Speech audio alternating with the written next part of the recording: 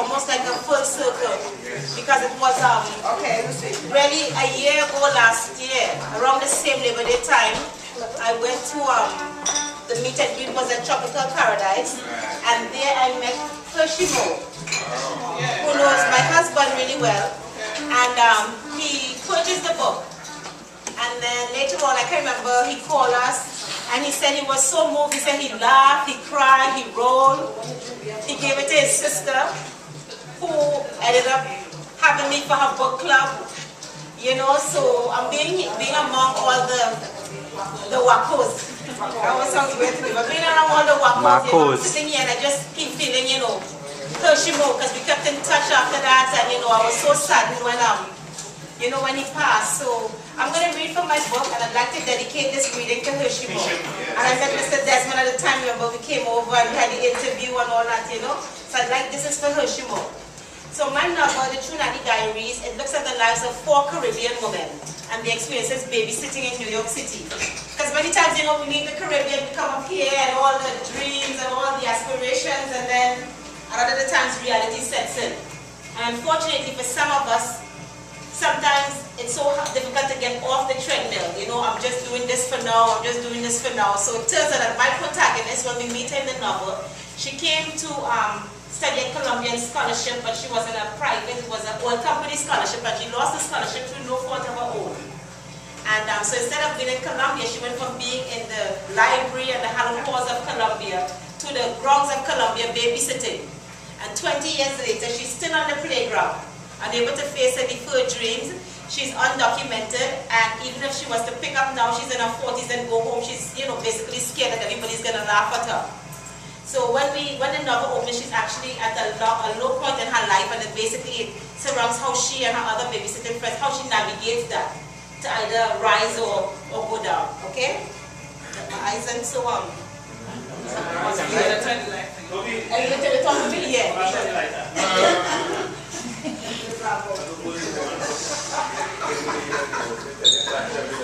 All right. We're cooking now. Okay. 2 months after I first saw the ad, no one was calling, and I barely had 2 pennies to rub together. The woman got blunt. I need my basement, she said. Around that time, Ava dropped by with what, considering my circumstances, should have been good news. It was about 8 o'clock in the morning, and I was in bed trying to figure out how to tackle the day. It had been a week since I had last gone out, in case the woman realized she could change the locks in my absence. I was also running out of ideas about finding full-time, well-paying work. People offered a day here and a day there. Enough of these could be packed together to make a week. But who wanted to be zigzagging to a different apartment in Manhattan every day? Plus, I didn't have my own place to use as a base, so nothing else but full-time living or live-out work would do. Lying there, I had an idea to print business cards and give them to mothers in the park. I swung my legs to the ground and stood up.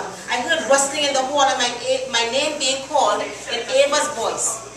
Before I could react, my door was knocked on and pushed open in the same instant. I only saw a flash of Ava's orange outfit before I dove back in the bed and pulled the blanket over my head. In my best moments, I felt like an unmade bed next to Ava. Having her find me with crusts of yampi around my eyes and the room in total disarray brought on that familiar sinking feeling.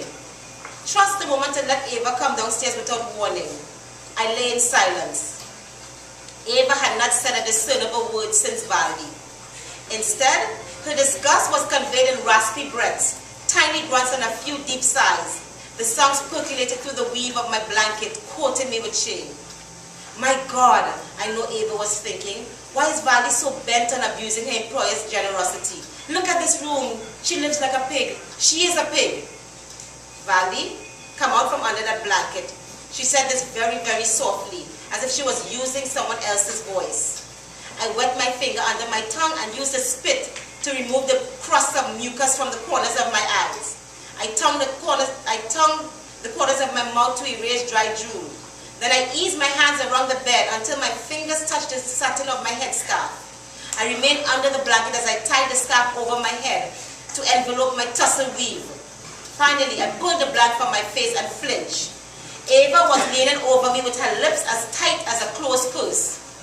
Valdi Valley, who dropped a bomb in here? Yeah, like that's so original. Must you hover me around me like that?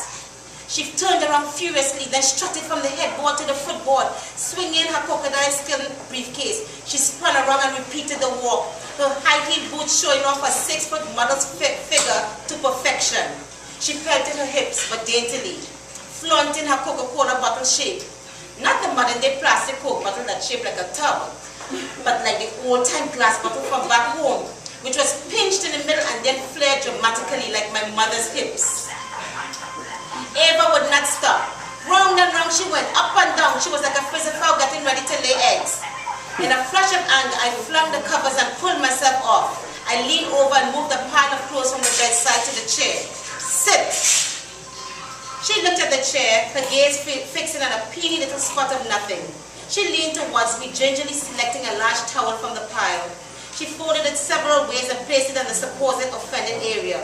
Then she took off her own silk scarf and doubled it and spread it on the towel. Don't get no pressure, but orange clothes dirty quick, she said. Ava sat without removing her coat, balancing her briefcase between her knees. The fact that this sentence was delivered in Guyanese patois and featured a pedestrian word like dirty made me very anxious. Ava never talked slang unless she was in the middle of walking you over. You just think your button better than everybody else's own, I said. She didn't say anything. So why you didn't say you were coming? I would have fixed something for you to eat. Let me go upstairs to the kitchen, I said, wiggling my toes though I intended to get up. That's not necessary, Valley. I'm calling you with purpose, not pleasure. Meeting you like this makes my own news more pertinent. Valley girl, I don't know what to take. I don't know what to say. What the dickens is going on with you? Suddenly I was amused. It was nice having Ava not knowing what to think, let alone what to say. The nastiness of the room was confusing to her because she had diagnosed me as being excessively and obsessively neat. She had whined to Madame Lucian and Monica that I used too much sanitizing gel, as though she was the one paying for it. Pilla's voice is seeking a nanny, she said. Once again, Ava had vacuumed me into the darkness of dumb wonderment, where I waited for the punchline, twinkling eyes, any indication she was joking. Ava's sober countenance as she met my gaze reflected her astounding capacity for sweeping rich people's shit under the Persian. Ava, didn't Pilla's boss say she would not hire no immigrant nanny to watch her child? Valley, as you know, I do not get entangled in whispering campaigns, gossip, malicious chatter, neither chitter. I am not here for old talk. I am here to present you with an opportunity to have first dibs at an excellent situation. I wanted to know more about this development in the Pillar saga, but getting talk from Ava was harder than digging food from a rotten molar. She took pride in demonstrating how much she hated other people's business.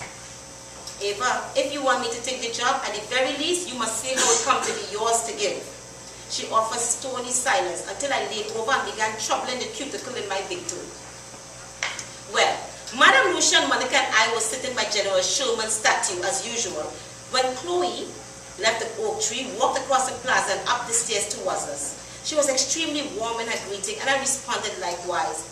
Madame Lucian and Monica briefly said hello before leaving to take the children to the bathroom. Chloe sat next to me and said she had been sitting under the oak admiring my relationship with the children. She asked if I would consider changing family. Naturally, I told her I am blissfully happy with my family.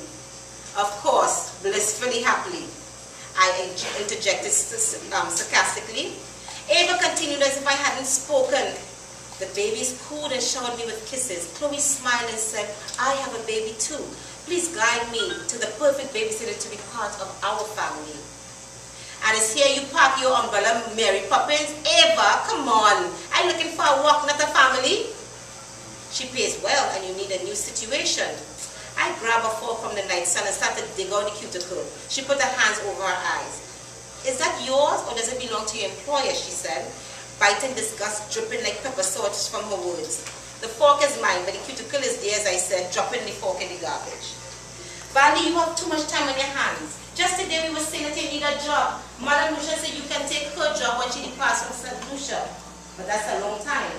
Madame Lucia must be crazy. Nobody wants that job. We both laugh. Anyway, you don't need Madame Lucia's job. This is yours for the taking.